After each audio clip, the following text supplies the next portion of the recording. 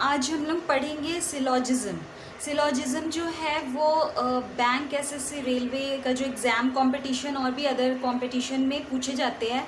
तो जो भी बैंकिंग एग्ज़ाम्स देते होंगे उनको पता होगा कि क्वेश्चंस जो है वो आते हैं। अभी क्या है कि पहले तो क्वेश्चन ऑफलाइन आते थे, अभी ऑनलाइन जो हो रहा है तो उसमें कंप्यूटर स्क्रीन पर आपके क्वेश्चन रहते हैं और आपको वहाँ पे सॉल्व करना रहता है। पेपर है बट आप वेन डायग्राम, क्योंकि जनरली वेन डायग्राम के थ्रू इजी लगता है, सबको समझ में आता है, तो सब सोचता है कि वेन डायग्राम के थ्रू ही समझ ले।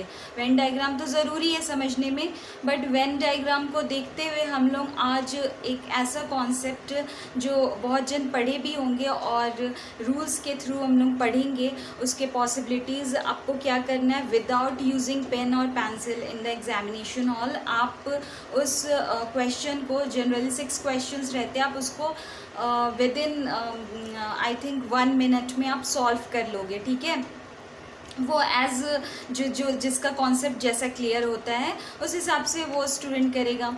तो यहाँ आज हम लोग सिलॉजिज्म के बारे में पढ़ेंगे और उसके रूल। अब क्या है कि ये वीडियो लंबा होगा, इसलिए इस वीडियो के साथ बने रहिएगा एंड तक, क्योंकि हम लोग आगे भी इसका जो आगे रूल्स है वो हम बताएंगे कैसे कैसे, और क्वेश्चंस जो है कितने तरह से पूछे जा रहे हैं। अभी पहले कैसे पूछे जाते थे क्वेश्चन, अभी कैसे पैटर्न जो चेंज हुआ है, वो सारे क्वेश्चंस हम लोग सॉल्व करेंगे इधर। ठीक है, तो सबसे पहले कॉन्सेप्ट क्लियर होना बहुत ज़रूरी है, क्योंकि किसी भी क्वेश्चन को बनाने के लिए सिंपल सा चीज़ है कि आप कोई भी क्वेश्चन सॉल्व कर रहे हो तो ट्रिक तो मायने रखता है, क्योंकि आप अगर 1 मिनट के अंदर 6 क्वेश्चंस को सॉल्व करेंगे तो वहाँ पे ट्रिक यूज़ करना बहुत ज़रूरी है।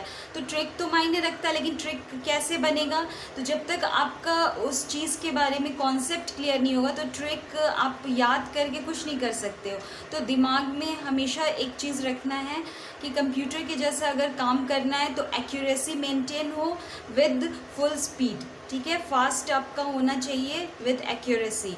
तो एक्यूरेसी मेंटेन करने के लिए आपको ये कॉन्सेप्ट ज़रूर पढ़ना चाहिए और इसको अभी बताएंगे कैसे करना है। थोड़ा लेंदी है बट अगर आप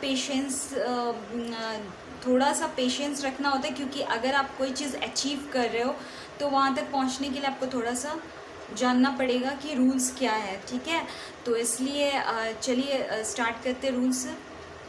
अब यहाँ पे देखिए सिलॉजिज्म होता क्या है, मीन्स आप कोई चीज़ अगर युक्ति वाक्य बोलते हैं इसको, मतलब कि सिंपल सा चीज़ है, ये रीजनिंग का टर्म है। रीजनिंग यहाँ पर जैसे कि मैथ से थोड़ा बहुत है, बट लेकिन होता क्या है कि आप लॉजिकल वे में कैसे सोच रहे हो। ठीक है, तो लॉजिकल वे में सोचने के लिए आपको थोड़ा सोचना पड़ेगा। तो अब स्टेटमेंट जैसे दिया रहता है, फॉर एग्जाम्पल स्टेटमेंट है all books are pencil. Book कभी पेंसिल तो हो नहीं सकता है, बट ऐसा स्टेटमेंट दिया रहता है और उसका कंक्लूज़न आपको, तो कुछ रूल्स रहते हैं उसके थ्रू हम लोग समझते हैं कि हाँ ऐसा बोला गया, सपोज ऐसा माना गया है, तो उसका कंक्लूज़न, उसका निष्कर्ष क्या निकलेगा। ठीक है, तो अब हम लोग पढ़ेंगे सिलॉजिज्म जो है। हम लोग क्या करते हैं, स्टेटमेंट जो दिया रहता है उसको एनालाइज करते हैं और फिर कंक्लूज़न की तरफ पहुंचते हैं उसका।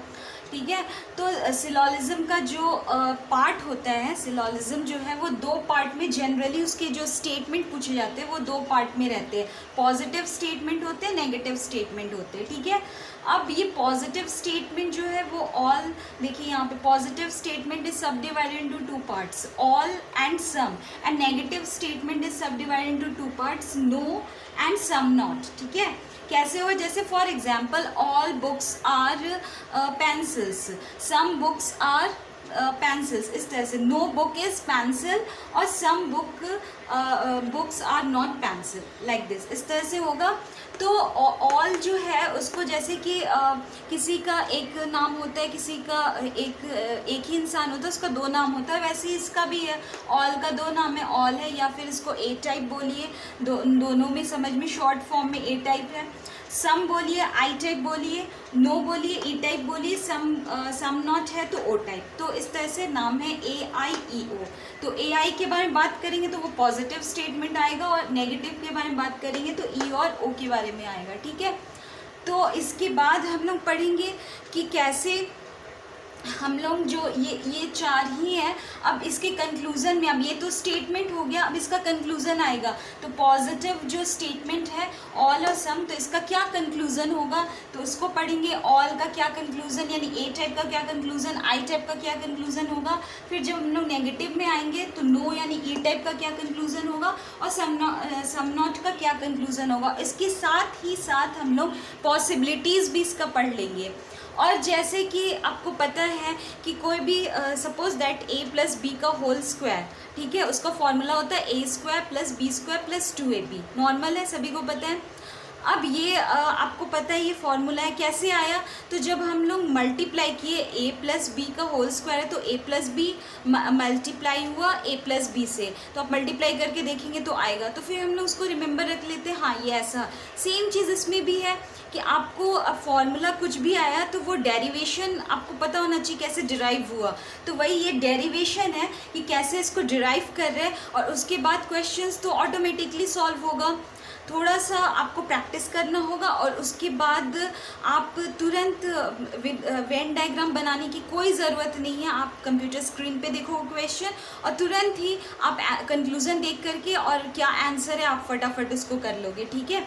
लेकिन इसको थोड़ा समझना होगा। तो बने रहिए वीडियो के साथ, नेक्स्ट वीडियो में आते हैं। Thank you so much.